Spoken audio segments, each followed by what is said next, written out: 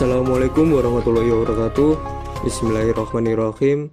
Alhamdulillahirrahmanirrahim. Wassalatu wassalamu ala asrofil anbiya'i wal mursalin wa ala alihi wa ashabihi ajmain. Amma ba'd. Perkenalkan, nama saya Mukhlid Alwi Wildan Wisyafa dari kelompok 4 Pendidikan Kewarganegaraan. Selaku moderator akan memimpin jalannya presentasi pada kelompok 4.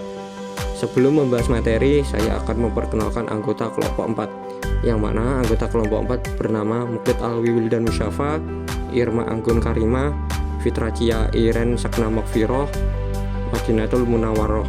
Penyampaian materi akan dijelaskan oleh semua anggota kelompok. Tempat dan waktu saya persilahkan. Perkenalkan, nama saya Mukhlid Alwi Wildan Wisyafa, akan menyampaikan materi konstitusi negara. Konstitusi suatu negara pada hakikatnya merupakan hukum dasar tertinggi yang memuat hal-hal mengenai penyelenggaraan negara, karena suatu konstitusi harus memiliki sifat yang lebih stabil daripada produk hukum lainnya.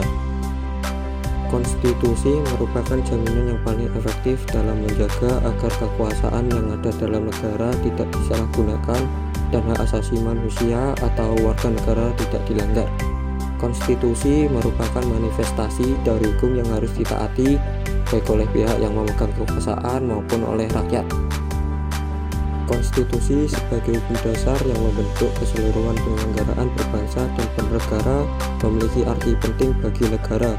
Oleh karena itu, semua negara-negara baru yang merdeka akan membuat konstitusi yang sebaik mungkin.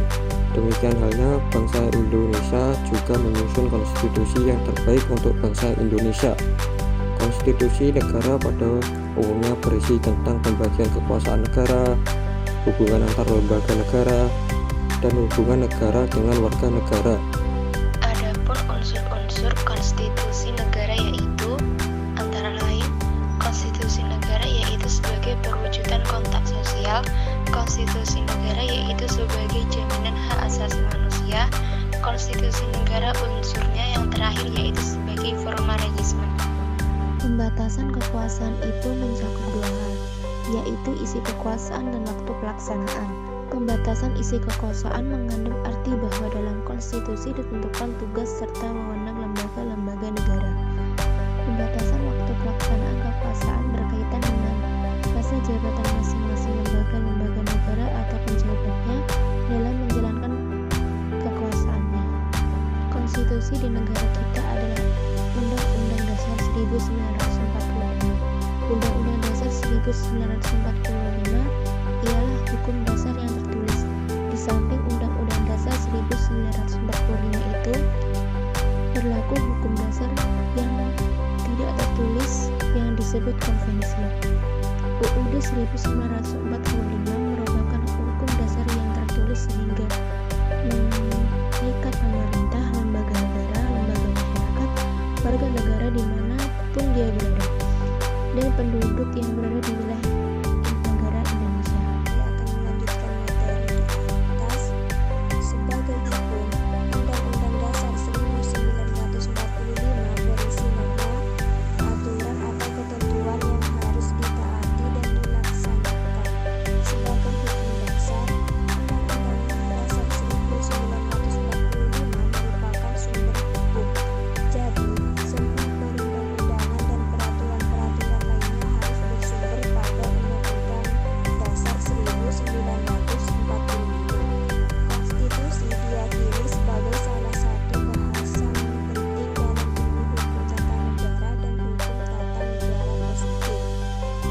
Pertama, dikenal sebagai sumber hukum dalam arti formal. Konstitusi atau Undang-Undang Dasar merupakan salah satu sumber hukum terpenting dalam hukum tata negara.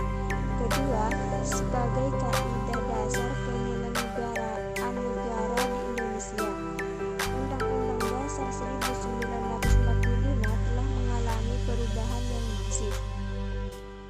Bahkan, Bakirmanan dalam salah satu bukunya memberikan label sebagai Undang-Undang Dasar 1945 baru. Ketiga, konstitusi atau undang-undang dasar menjadi salah satu faktor yang menentukan perkembangan hukum tata negara di berbagai negara. Ada 3 ciri-ciri umum yang terdapat pada konstitusi, yaitu sebagai berikut. A. Konstitusi sebagai kumpulan kaidah hukum diberi kedudukan yang lebih tinggi daripada kaidah hukum lainnya karena dimaksudkan sebagai alat untuk membatasi wewenang penguasa sehingga tidak boleh dengan mudah diubah oleh kelompok atau golongan yang tengah berkuasa. B. Konstitusi memuat prinsip-prinsip dan ketentuan-ketentuan yang dianggap paling pokok mengenal kehidupan bersama dalam suatu negara. C. Konstitusi lahir dari momen sejarah terpenting bagi masyarakat yang bersangkutan. Misalnya, pembebasan dari penjajahan atau Indonesia, penyatuan beberapa negara menjadi satu, atau Amerika Serikat. Konstitusi atau Undang-Undang Dasar memuat ketentuan sebagai berikut. 1. Pembagian kekuasaan antara lembaga eksekutif, legislatif, dan yudikatif. 2. Hak asasi manusia. 3. Prosedur perubahan Undang-Undang Dasar. 4. Larangan untuk mengubah sifat tertentu dari undang-undang. Fungsi konstitusi ada 2, yaitu pertama, membagi kekuasaan dalam negara, yakni antar cabang kekuasaan negara, terutama kekuasaan legislatif, eksekutif, dan yudikatif, sehingga terwujud sistem check and balance dalam penyelenggaraan negara. Kedua, membatasi kekuasaan pemerintah atau penguasa dalam negara. Kami ucapkan terima kasih. Sekian penyampaian materi oleh kelompok 4. Saya selaku moderator yang bertugas memohon maaf sebesar-besarnya apabila ada kesalahan kata disengaja maupun tidak sengaja. Saya akhiri. Wassalamualaikum warahmatullahi wabarakatuh.